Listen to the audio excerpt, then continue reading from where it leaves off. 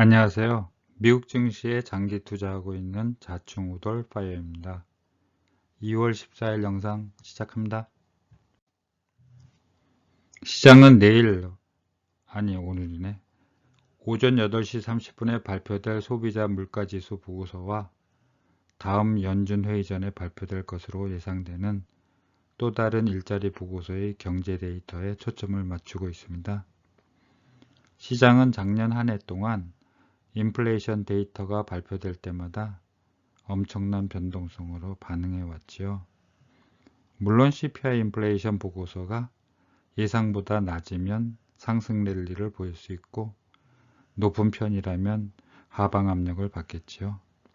그러나 CPI 데이터에 대한 시장 반응은 초승달처럼 변동이 오래가지 않을 것 같습니다.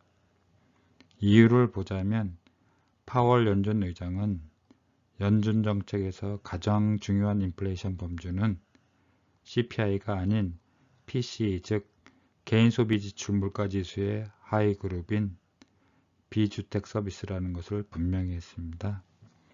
이런 근원서비스 인플레이션은 지난 2월 6일 영상에서 보듯 타이트한 노동시장 및 임금 상승과 밀접한 관련이 있습니다.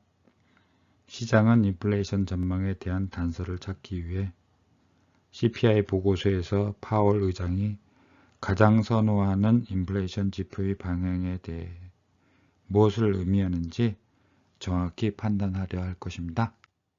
경제학자들은 소비자 물가 상승률이 1월에 전월 6.5%에서 연간 6.2%로 하락할 것으로 예상합니다.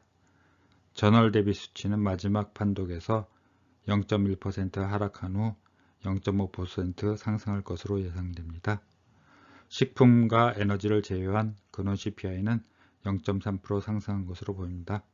그렇게 하면 근원 CPI 인플레이션율이 5.5%로 낮아질 것입니다. 시장은 위에 헤드라인과 근원 인플레이션 데이터에 반응할 것입니다. 이 데이터가 각각 6.2%, 5.5%보다 낮게 나오면 시장은 상승하고 높게 나오면 하락하겠지요. 시장은 천천히 패드가 원하는 정책 방향으로 보고서가 나는지 다양한 해석을 시작하겠지요. 연준이 가장 중시하는 서비스 분야 중 근원 비주택 서비스의 대체제로서 만족스럽지는 않지만 주택 임대료를 가감한 서비스 부분을 인용할 수도 있겠지요. 시장이 이런 지표들을 분석하고 나면 다시 시장의 변동성이 나타나기 때문에 이를 주시해야 합니다. 여기서 가정은 간단합니다. 노동이 서비스 비용 구조의 가장 큰 부분을 차지하기 때문에 인건비 상승이 이런 구성 요소의 가격의 주요 원인이어야 된다는 것이지요.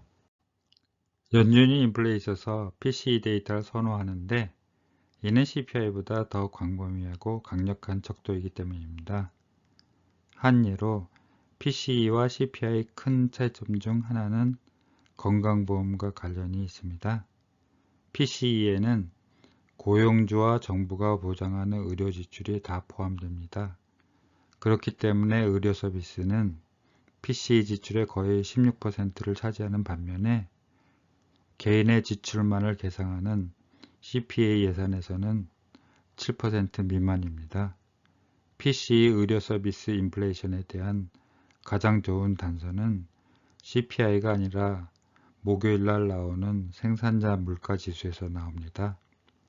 PPI 의료 서비스 구성 요소는 PCE에 직접 공급되지요.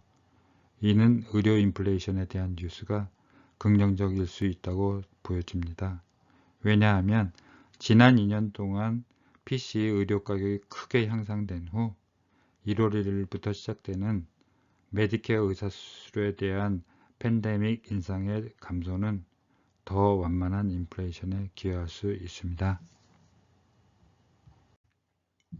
나스닥은 월요일에 1.48% 상승하면서 화요일의 CPI 발표에 대한 두려움을 떨쳐버린 것처럼 보였습니다. 데이터에서 시장의 컨센을 빗하면 다시 상승하겠죠. 그러나 어느 쪽이든 현재 랠리의 상승 여력은 단기적으로 제한될 수밖에 없습니다. CPI 데이터의 해석도 시장의 변동성을 단기적으로 불러오겠죠. 또한 표에서 보듯이 여전히 낮은 실업률과 타이트한 고용시장에 따른 스티키한 임금 인플레이션이 아직도 인플레이션의 완화 속도를 지연시키고 있을 뿐만 아니라 다시 인플레이션을 높일 수도 있다라는 연준의 고민이 여기에 있죠. 수요일에는 실적이 보다 좋은 소매 판매 보고서가 나올 것으로 예상되며 이는 탄탄한 미국 경제가 여전히 더 높은 금리를 요구할 모멘텀을 다시 시작했다는 두려움을 부채질할 수도 있습니다. 이는 주식시장과 괴리를 보이는 채권시장에서도 나타나고 있죠. 인플레이션을 낮추기 위해 연준이 금리를 얼마나 인상해야 하는지에 대한 기대치를 재조정하도록 이끈 강력한 미국 고용보고서에 따라 최근 며칠 동안 상승했습니다. 채권 수익률이 높아지면 주식의 상대적 매력이 둔해지는 동시에 기업의 차입 비용이 증가하죠. 더 높은 국채 수익률은 또한 표준 밸류에이션 모델에서 주식의 밸류에이션을 악화시킬 수 있으며 특히 수익률이 상승할 때 더 높은 이자율로 할인되는 미래의 이익에 의존하는 기술 및 기타 회사의 경우 더욱 그렇습니다. 따라서 많은 기업들이 이에 대응해서 선제적으로 가이던스를 낮춰왔죠. 하지만 많은 기업들이 지속되는 높은 금리에 한계사항이 다음 분기부터는 오지 않을까 조심스레 추측해 봅니다. 경제의 연착륙과 타이트한 고용시장은 정치적이지만 연준도 궤를 같이 하고 있죠. 바이든의 3년차 연설과도 맥락을 같이 하는 것으로 보입니다. 따라서 시장은 CPI가 잘 나오면 불황에 대한 두려움을 당분간 극복할 수 있을 것 같네요.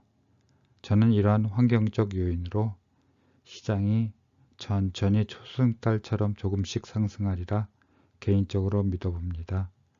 차트를 보면 빨간색 저지선에서 하락도 멈췄고 어제는 초록색 추세선을 따라 상승했지요. 지난번 영상에서처럼 저는 TQ가 상승해서 30불 90에 오면 2차 부분 매도를 할 예정입니다. 연착륙과 고용시장을 같이 부여잡고 가려면 고금리를 당분간 유지해야 할 것 같고 이를 연준 의장이 계속 외쳐왔죠. 채권시장은 이를 반영하고 있지만 주식시장은 이를 무시하고 있는 것 같습니다. 그럼 기업의 경영 환경이 조금씩 악화되겠지요. 그때 필요한 리밸런싱 현금이 되겠습니다. 영상을 보시는 분은 참고만 하시고 각자의 상황에 맞는 매매를 하셔서 성투하시길 기원합니다. 오늘 영상은 여기까지입니다. 좋은 하루 만드시고 구독, 좋아요 부탁드립니다. 감사합니다.